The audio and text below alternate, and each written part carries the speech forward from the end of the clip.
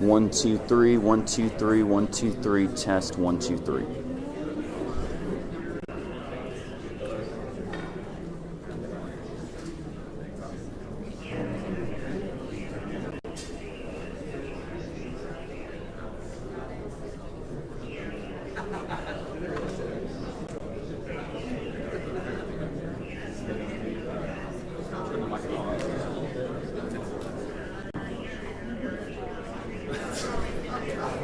Turn the microphone up just a little bit.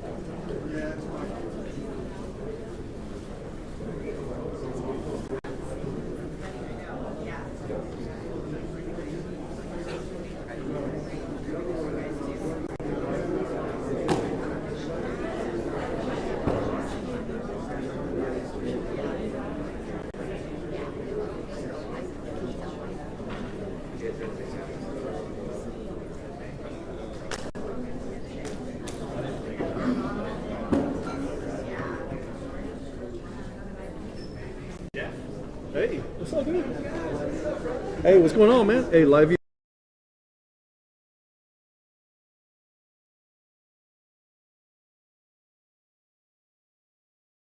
Mic check. Hello. Hey, you got me, brother? Mic check. 1 2 1 2 1 2 1 2 1 2 1 2. Okay. Give me a second.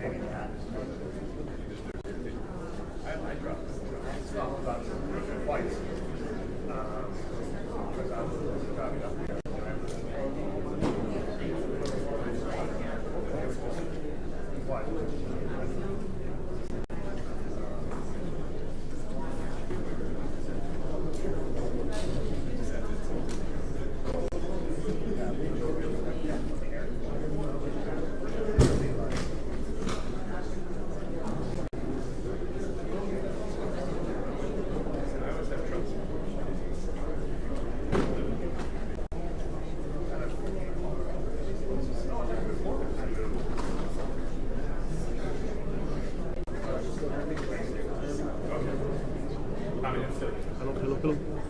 Okay. All right, brother. That's up.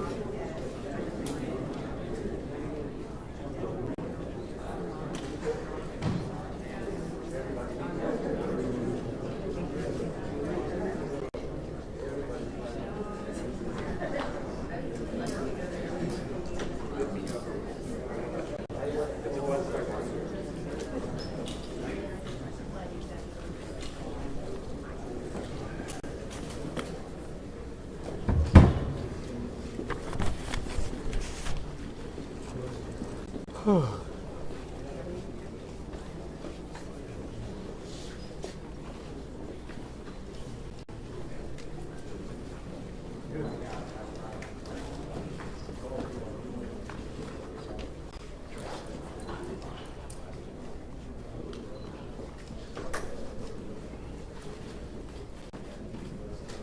y'all ready? Okay, thank y'all for being here again today. Larry Letha, Kerr County Sheriff. I'm going to kind of go over some brief notes with y'all real quick, then I'm going to pass it on to the mayor. Hundreds of first responders remain along the Guadalupe River in Kerr County working to reunite families. The large search and rescue effort, including local, state, federal, and volunteer agencies, continue. As of 8 a.m. Central Time, 87 deceased have been recovered in Kerr County, including 56 adults and 30 children. Identification is pending for 19 adults and 7 children, with 1 additional person still unidentified. At present, 5 Camp Mystic campers and 1 counselor still remain unaccounted for. We ask private boats to stay off the Guadalupe River to allow search and rescue teams to operate without any interference. This is a tragic time for us. We're so grateful and thankful for all the resources that have been provided to us to do this job. And I can assure you we will not stop until this mission is complete. At this time, I'm going to turn it over to City Mayor.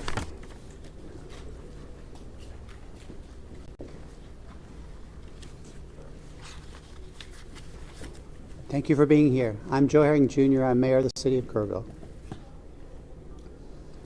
I want to reassure our community and those families that the city, the county, the state, and the federal experts are working together, not separately, but as one team. If you go inside the Emergency Operations Center, you don't see silos. You see one team. I want to talk briefly about in-kind donations. The outpouring of generosity has been tremendous, and we are grateful. We are working on a new system to accept donations. And when those plans are complete, we will post them online on the city's Facebook page. We are grateful. We need a new system to handle the generosity of the world. Financial donations can still go to communityfoundation.net. That's the community foundation of the Texas Hill Country. Again, we are grateful for the generosity of the world. Over and over, I've asked you to pray. It occurred to me that I haven't asked you for what to pray specifically. Please pray for those who mourn, for those who wait, and for those who help. Now I'd like to call on Lieutenant Colonel Ben Baker.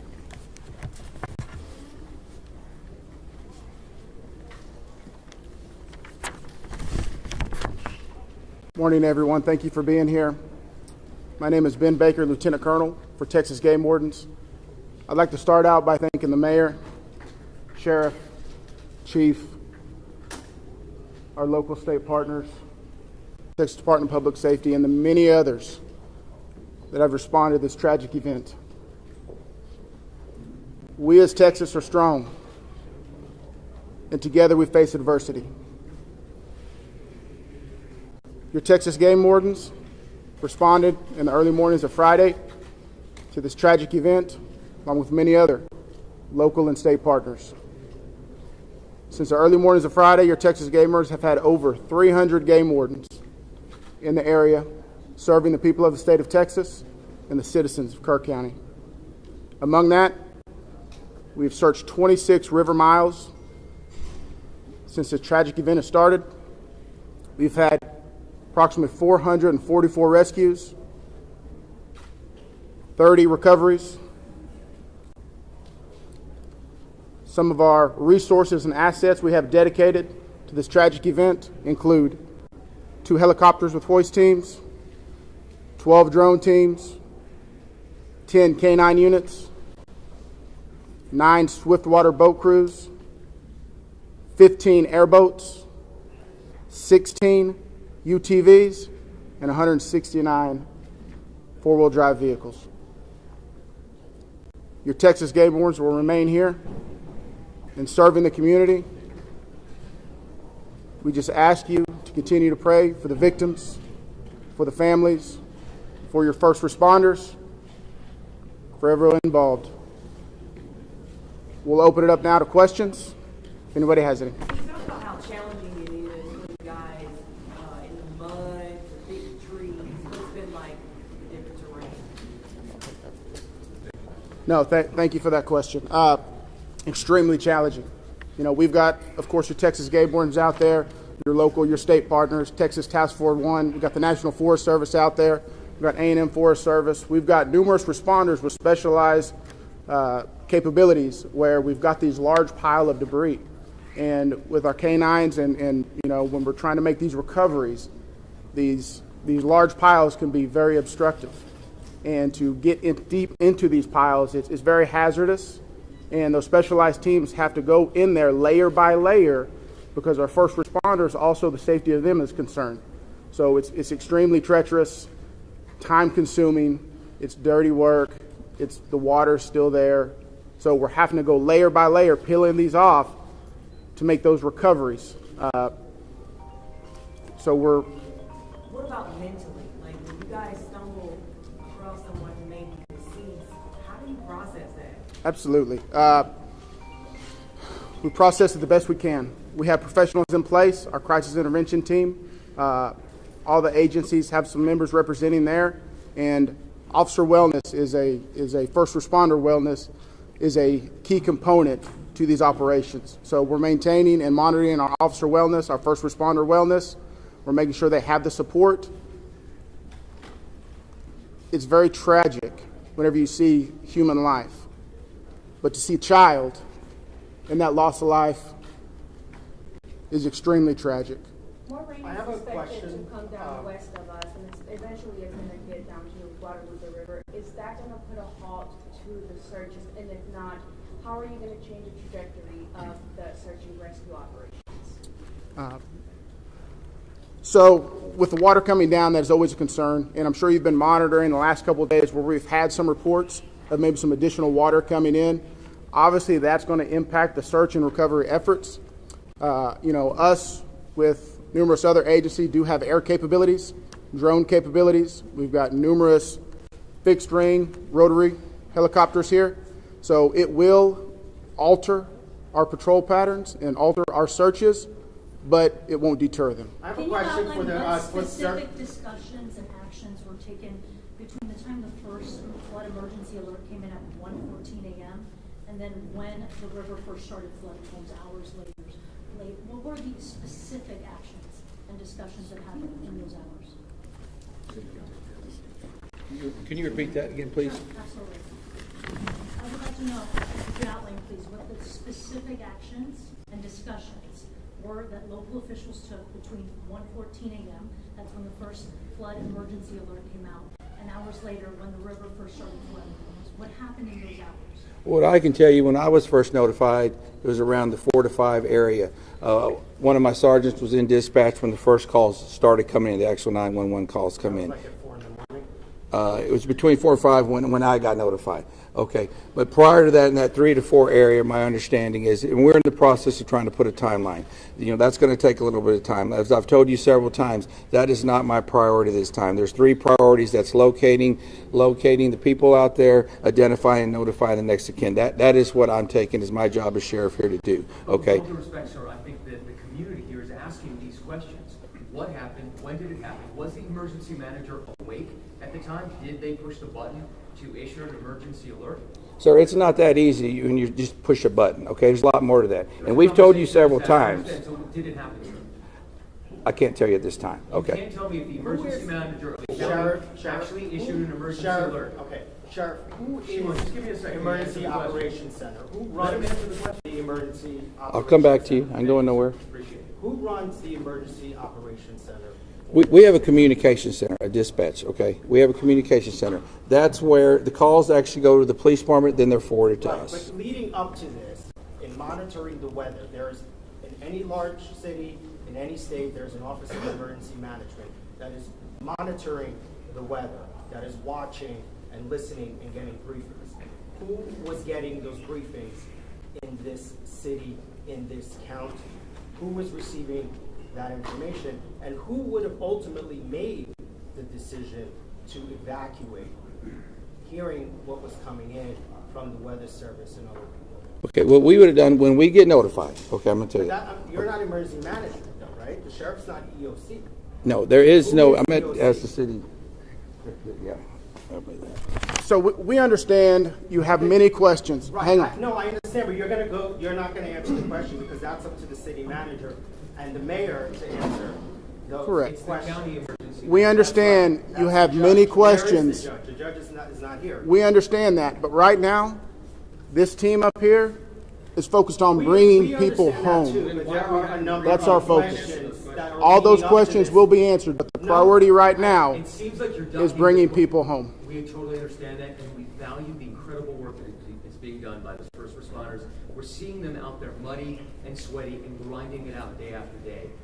But your community is asking these questions. And we will get answers. Manager in the county, Right now, looking at all the of our topic, resources are making focused sure You should be able to to answer recovery. who was in charge of the Emergency Operations Center at the time that was getting any briefings. Do we have another question? If any I briefings. do. I think I'd like to focus on what local people can be looking for. We're looking at some erosion in roads and safety in them traveling. What can we tell people who live here right now and what they can do in their daily life?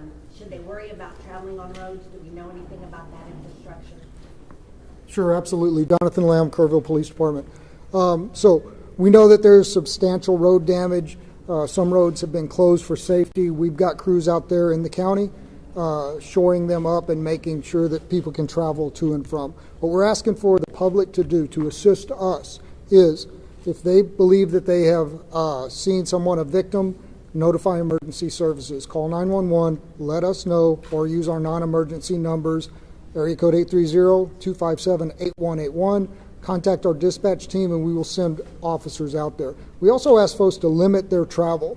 Our first responders have had a very difficult time getting to where they need to go because of the amount of people who are flooding our roadways. We understand there's natural curiosity. People want to come here and see the flood damage. Now is not the time for sightseeing. This operation is ongoing and continuous, and it will continue. I've got time for one more question. Last question. As far as I know, the last live rescue, unless there's new information, and I don't believe there is, was made on Friday. All right, I'm afraid that's going to have to do it for this morning. Can someone answer if the bodies have been released to the families, Sheriff? Excuse me. Have the bodies been released to the families? Some. I mean, they're an autopsy. I mean, How many are still missing? Do we have an estimate among the general population, not just the girls from Mystic, even just credible reports? Is it hundreds still? Is there any estimate among the general population of how many people are no. missing? I've told y'all several times, it's hard to know that number. No, we don't. I know the numbers that we have found, and that's all I know. You still don't want to tell us who was from? All right, so we're going to continue our operations. The next time that we're going to be in front of y'all will be at 5 p.m. right back here. If there is a critical update, again, we'll provide that information to you through the contact list that you have provided to us. Thank y'all. We appreciate it. Lieutenant? Sir, I have one other question. Maybe you can help. It was about the volunteers.